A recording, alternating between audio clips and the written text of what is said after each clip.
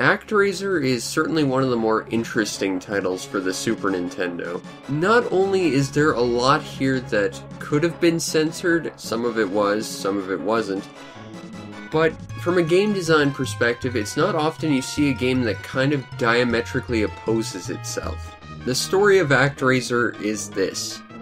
You are most emphatically not God, because North American censorship policies, who is fighting most emphatically not Satan, because the same censorship policies. And while this is a basic good versus evil story without any real depth to it, there are a few times that the story actually kind of asks interesting questions. Just in passing, but I found it kind of interesting that at one point, the game kind of brought up the idea of being overly reliant on the idea of God, and how sometimes your only protection is your faith. Although this game does take that to a far more literal conclusion than anything. But maybe the biggest one that was kind of brought up in passing, religious militancy and heresy. Considering that this is a game where you play as, in large air quotes here, not God, it's kind of a big deal that those questions are brought up, especially considering that they weren't censored out.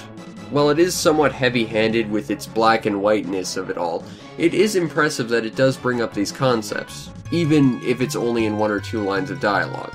Now, the gameplay of ActRaiser is a very basic hack-and-slash platformer. You run around the environments attacking opponents until you fight a boss, then you move on to the next level. It's very simple, but it works well mechanically speaking. There are a few problems I have with it though. First and foremost, the controls themselves are just a little bit sluggish. You can't really control yourself in the air, you can't attack while moving, and there's really no defensive abilities. Basically, you have to avoid an attack or you get hit. And if you get hit, you get knocked back like 3 feet, which is not fun, especially with instant death pits. My second biggest problem with this, there's no post-damage invulnerability. If you get hit and you get hit again in succession, you're taking 2 damage, no questions asked. And my final problem with the mechanics here is that you become overpowered very quickly. Because of course you've got your standard sword slash, but eventually you get magic. The second magic you learn is completely OP. No joke, it can take most bosses down to half health through 1 use. And while you have limited uses of magic, it just completely wrecks shop, and while there is magic you get after the second one, you won't ever use them. Like, at all, because there's no point. So far you're under the impression that this is just sort of a fairly early, kinda clunky hack-and-slash platformer, right? Well, that's only half true. See, I've only been showing you one half of the gameplay to ActRaiser. If you look at the top left corner, you'll see the word ACT. That means it's the action stage. Here is the other half. Not only is this a god hack-and-slash platformer, it's also a god sim, which is also part, like, RTS / turn-based strategy / action. The simulation mode does a whole lot of things. So here's the deal. There's a little hourglass on top. When the hourglass flips over, your civilization makes a move. You direct where you want it to build, you clear paths with lightning and rain and earthquakes, trying not to kill everyone in the process, which is kinda tricky. But for the most part, they just follow where you need them to go. The main objective here is not only to grow the biggest population, which in turn allows your character to level up and get more health and magic, which in turn gets used in the action stages, but the other main goal of simulation mode is to direct your town to these monster portals.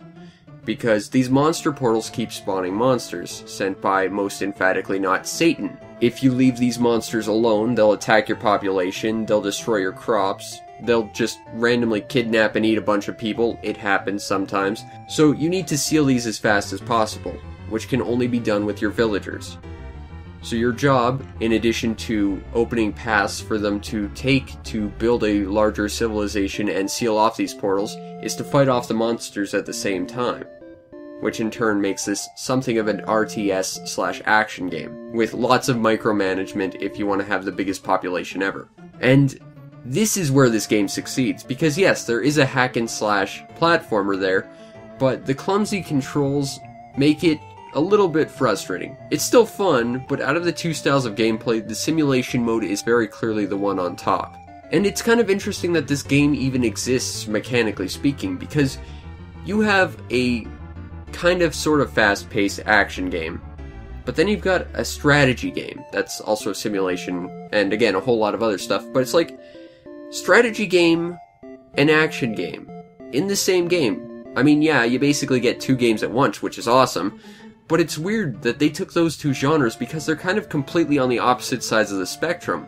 One requires a lot of fast-paced thinking, especially considering you can't defend yourself, and the other requires more of a strategic approach because you need to maximize your population. But here's where the genius of gameplay in ActRaiser comes in. Because both sides of the gameplay are so far opposed, they tried to mix them a little bit, to sort of create a neutral blend so that both sides could play the other half relatively competently. Because the action hack and slash stages, while the controls are clunky, and while I do complain about that, that seems almost deliberate. Like, they tried to make your character a little bit slower and more meandering, so that you had to think about your actions before you did it. Likewise, the simulation's fun, but unless you're actively taking part in slaying monsters, your population's going to go down really fast, and you're not going to be able to go anywhere. So while you might be an expert of strategy games, and you'll certainly succeed at the strategy element, you also need to know how to play an action game. But the nice thing is neither side has a high bar of entry, so if you're only good at one, you can still pick up and play this game. Which is great because that makes this game even more accessible. So yeah, gameplay. Rather brilliant in this game. A little baffling, and the pacing's a bit weird, trying to swap from action to sim, but still, brilliant. The presentation of this game is kind of a mixed bag though. The simulation elements visually are pretty basic and not wildly special or anything, but visually in the action stages, the environments look really good.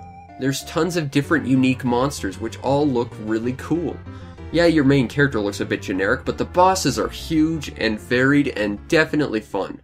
The audio presentation is likewise sort of a mixed bag. The music is exceptional, but the sound effects are pretty generic, which Enix would then go on to reuse pretty much all the sound effects in the beginning of their RPG trilogy of Soul Blazer. Seriously, I don't know anything else about that game, but I do know it used ActRaiser sound effects. But overall, while both have high and low points, I'd still say this game, presentation-wise, is excellent. The replayability in this game is actually pretty solid. I mean, yes, you do have your action elements, yes, you do have your sim elements, and while yes, this game isn't wildly long, there's of course trying to get a higher score, which would in turn create a higher population. And once you beat the game, you unlock Professional Mode, which unfortunately only affects the action stages.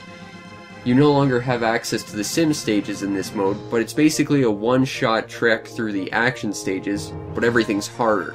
And that's kind of a neat way to add replayability to this game. Now, if you like what you see on screen right now, absolutely get ActRaiser. The nice thing is, there are tons of cartridges out there, and despite it being made by Enix, it's actually a really affordable title. Seriously, you shouldn't have to pay more than like $20, $25 for this, if that. As I said, there's lots of these cartridges made, so there's not exactly a high demand for it.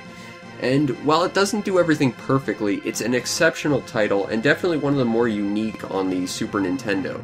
I'm only sad that this game didn't get a proper sequel with more sim elements, or just hack out the entire action segment because while it was okay, it was clearly the weak part of the game. This game did in fact get a sequel, but it was like the exact opposite of what I wanted, which was entirely action sequences. And while I hear that game's actually pretty okay, honestly, the thing that attracted me the most to ActRaiser was its sim elements. In the end, ActRaiser is a strange game. It was censored, and yet still didn't censor everything. It still somehow got released in North America despite that, and it's basically two games in one that are completely opposing each other. And yet, in the end, it all works out excellently, and it makes ActRaiser a title worth having in your library.